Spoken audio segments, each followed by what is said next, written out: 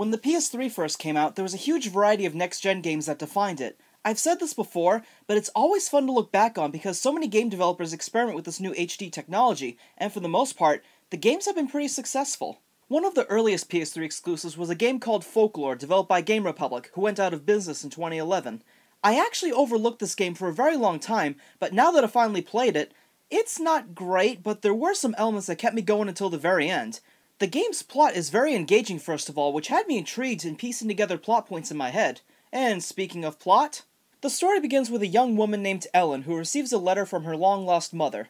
The letter invites Ellen to the Irish village of Doolin, so she quickly travels by boat with the hopes of reuniting with her mother. Meanwhile, a reporter named Keats receives a mysterious phone call that also invites him to Doolin. Since Keats is a writer for a magazine on superstitions, he can't pass up a good opportunity. When the two of them meet for the first time, they soon realize that Doolin has a lot of strange phenomena such as fairies and other such magical creatures. From there, Ellen and Keats travel to many different netherworld realms and get involved in an ongoing war.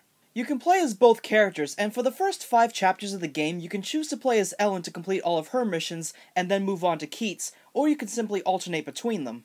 You might think that they have different stories that frequently intersect, but they only meet a few times under similar circumstances, and both of their storylines are very similar as well, so it was a little disappointing that we don't often get to see them together in the realms.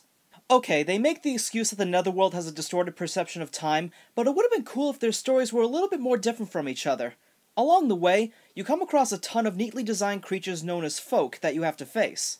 The interesting part is that when you attack them, their ids, or souls, become vulnerable, so you can latch onto them and jerk the controller to absorb their ids and ultimately use the spirits of those creatures as an attack or defense. It's a really cool gameplay mechanic that sort of borrows from Pokemon in a way, and similar to Pokemon, some folk can only be harmed by certain elements. Stronger bosses will have stronger ids that require more use of motion controls. It's surprisingly implemented very well, but it can be bothersome when another enemy attacks you, forcing you to kill them before trying again.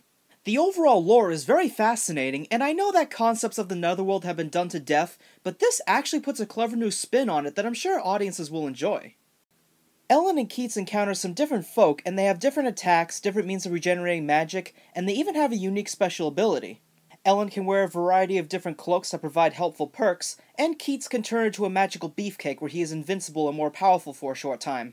I will say that the biggest problem I have with this game is that there's very little direction, so you need to stay focused on where you're going and what you're supposed to do because otherwise you will get annoyed and frustrated.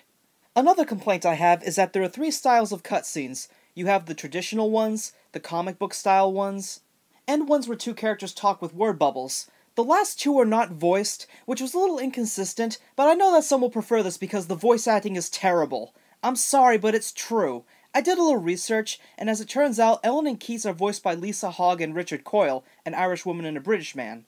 I mean no disrespect to them because they both have done some decent work, but whenever they talk, it just sounds like they're awkwardly trying to hide their accents. It's kind of weird. Excuse me. What? Are you the one who telephoned me?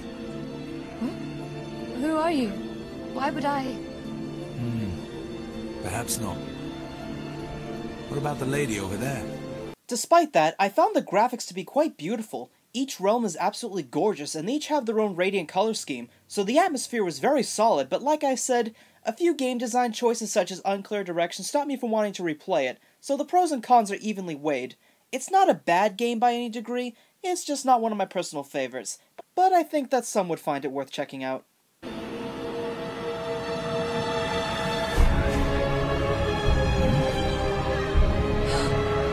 Mother! Hey, no, don't touch. She's dead. We gotta call the police. Let me go!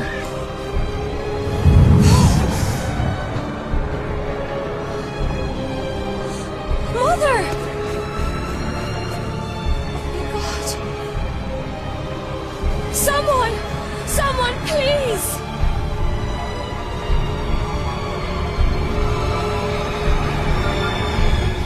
A murder in the village of the dead.